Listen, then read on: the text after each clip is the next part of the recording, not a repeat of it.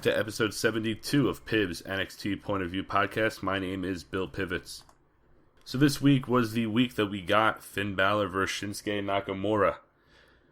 That was the only match on the show, but the show kicked off with a video package of the two, their build up to this match. We then saw Balor walking into the arena and Nakamura preparing, quote unquote, earlier today, or yesterday.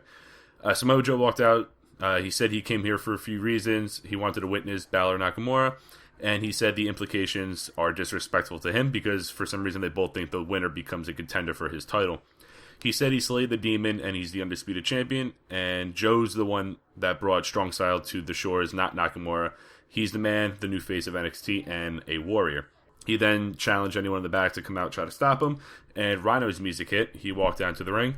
He didn't get the best crowd reaction. I guess they don't take Rhino seriously as a challenger.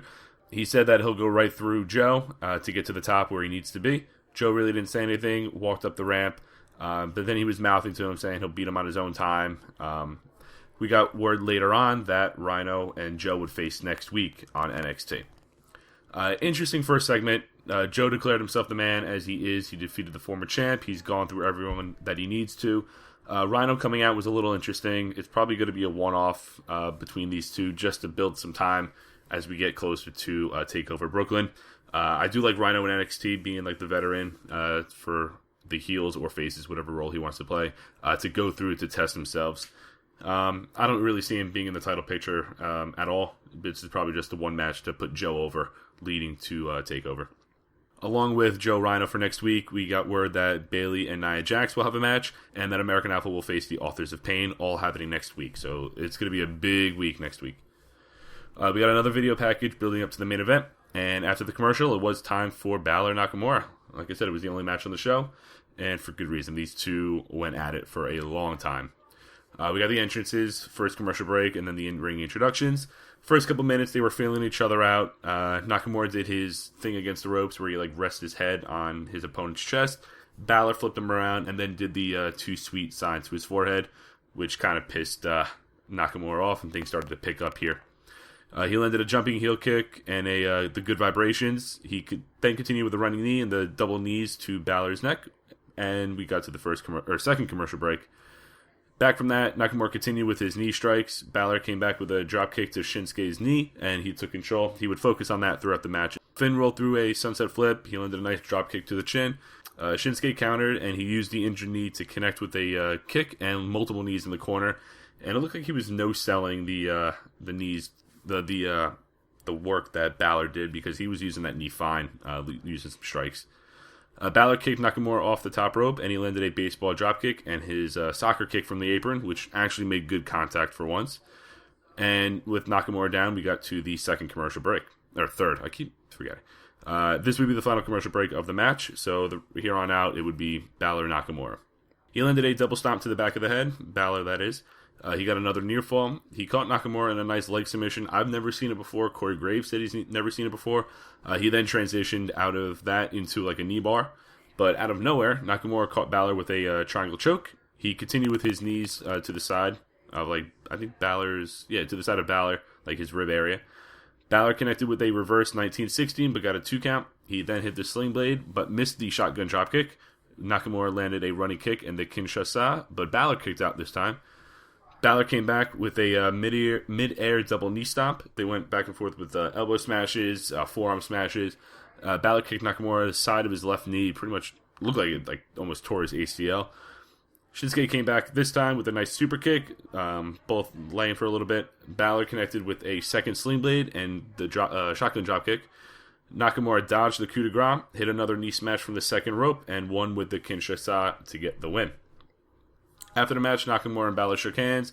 There were loud thank you Finn chants because this is probably his last match in NXT with the draft taking place next week.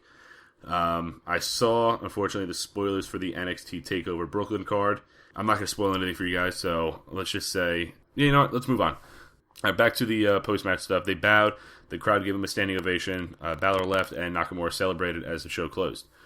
Great match. Match of the night, obviously.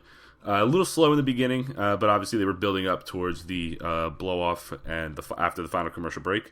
The second half, very fast-paced, very exciting. They didn't let up. They were laying in their strikes. They really weren't pulling any punches. They looked like they were connecting. Nakamura is probably going to face Samoa Joe for the title. There's really nowhere else for him to go. He beat the former champion. Next up is going to be Samoa Joe, and that should be an amazing match. NXT's got a lot of things to work with. Even with the draft coming, I think they still have enough guys on the roster to build some entertaining shows. Both of these guys are definitely going to be bruised today, tomorrow, whenever they decide to look at these things. As for Balor, I really don't see him getting another chance. I don't really see him doing anything on TakeOver. He's lost the title. He lost to Nakamura, the new up-and-coming babyface.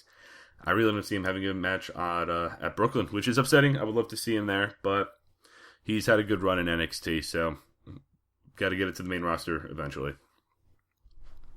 The show obviously was built around this one match, good video segments. I was talking to a coworker earlier today, actually, and it just seemed that they could have done more. They gave them enough time, but it feels like they were holding back a little bit. I don't know if it was the beginning that was slow that we thought that way, but I wish they could have just let loose, kind of like how Nakamura and Sami Zayn did. But other than that, it was still a good match. Next week should be a very good show. Bayley and Nia Jax, American Alpha, and Authors of Pain, and Joe and Rhino. Alright guys, if you guys want, follow me on Twitter at bpiv_sports. Rate, review the show on iTunes, Podbean, YouTube, wherever else you guys listen to. It would be greatly appreciated. I'll be back next week with episode 74 of NXT. Also, I'll be putting out a separate show recapping the first night of the WWE Cruiserweight Classic.